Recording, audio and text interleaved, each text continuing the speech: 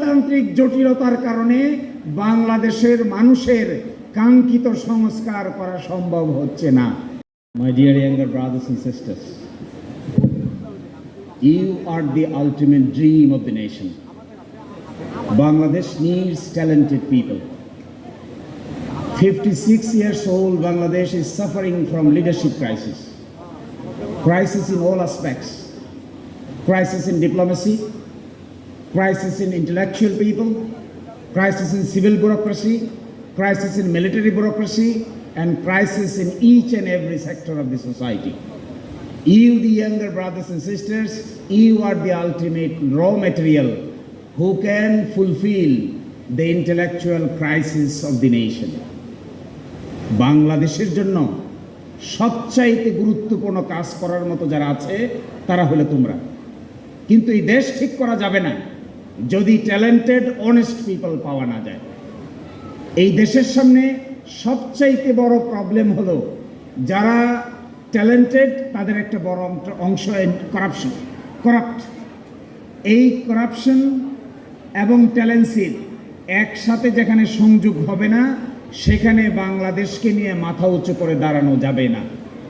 I am requesting you, we need diplomats. আমি দেখেছি আমাদের দেশের ডিপ্লোম্যাটরা ওয়াশিংটনে যায়, ওয়াশিংটনে গিয়ে ঘুরে ফিরে বিল্ডিং দেখে সমুদ্রের বাতাস খায়, আর যে কাজে গিয়েছে সেই কাজের খবর নাই, বাতাস খেয়েতে আস্তে করে শপিং করে বাংলাদেশে চলে আসে। আমাদের দেশের ব্যুরোক্রেটসরা যারা বিদেশের সঙ্গে আমাদের নেগোশিয়েট করতে যায় তারা নেগোসিয়েশন ভালো করে করতে না পারার কারণে পাহাড়ে ঘুরে, পর্বতে ঘুরে, ওয়াইফের জন্য বাজার করে, বাচ্চাদের জন্য বাজার করে, আসার সময় তারা কেরিয়ার করে বাজার ভর্তি নিয়ে আসে। আর দেশের জন্য কি নিয়ে আসলাম? What is your diplomatic skill? What did you earn when you were talking with the Indian people, when you were sitting with the American people, Western people, UK people, foreign people? তখন question আসে কোন ডিপ্লোমেটের চাইতে বেশি skill আছে। আমাদের দেশের ডিপ্লোমেসিতে এখনো আমরা এই ধরনের স্কিলফুল ডিপ্লোমেট প্রস্তুত করতে পারি নাই। একইভাবে আমি দেখেছি সিভিল ব্যুরোক্রেসিতে যাও, সচিবালয়ে যাও, ঢাকা বিশ্ববিদ্যালয়ে পাশ করা, চট্টগ্রাম, রাজশাহী বিশ্ববিদ্যালয়গুলোতে পাশ করে যারা সচিবালয়ে চাকরি করছে, ব্যুরোক্রেসির কারণে আর আমলাতান্ত্রিক জটিলতার কারণে বাংলাদেশের মানুষের কাঙ্ক্ষিত সংস্কার করা সম্ভব হচ্ছে না। এখন আমি তোমাদেরকে একটা রিকোয়েস্ট করব।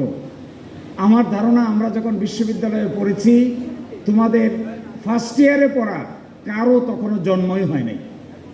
তো আমি তোমাদেরকে একটা রিকোয়েস্ট করি, from my experience point of view, I want to see you as an efficient manpower for Bangladesh.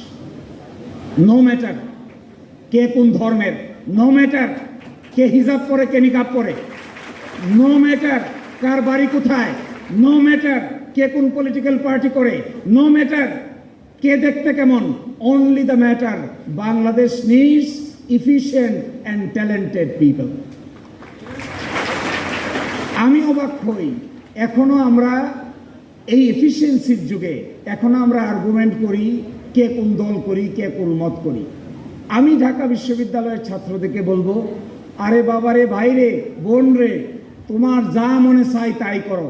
And of the ডেতে we need talented people, the country needs you, এবং এন্ড অফ দ্য ডেতে need honest people. আমি এটাও দেখেছি সামান্য টাকার বিনিময়ে দেশের স্বার্থ বিকিয়ে দিচ্ছে আমাদের লোকেরা।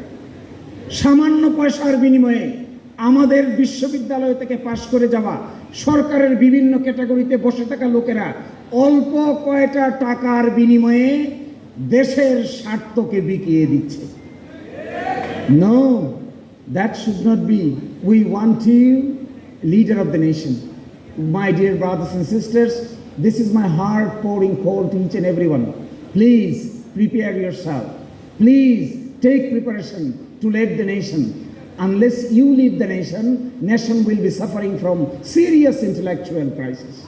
আমাদের দেশে ভালো সাংবাদিক দরকার, ভালো ডিপ্লোম্যাট দরকার, ভালো ব্যুরোক্রেট দরকার, ভালো আইনজীবী দরকার, ভালো বিচারক দরকার, ভালো সিভিল মিলিটারি ব্যুরোক্রেসির লোকেরা দরকার।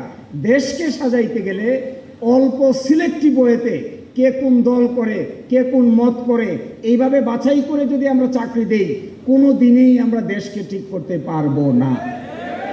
আমাদের one and the only purpose will be we need talented at the same time honest people. আচ্ছা বলেন তো দেখি, একজন ডিপ্লোমেট তৈরি করে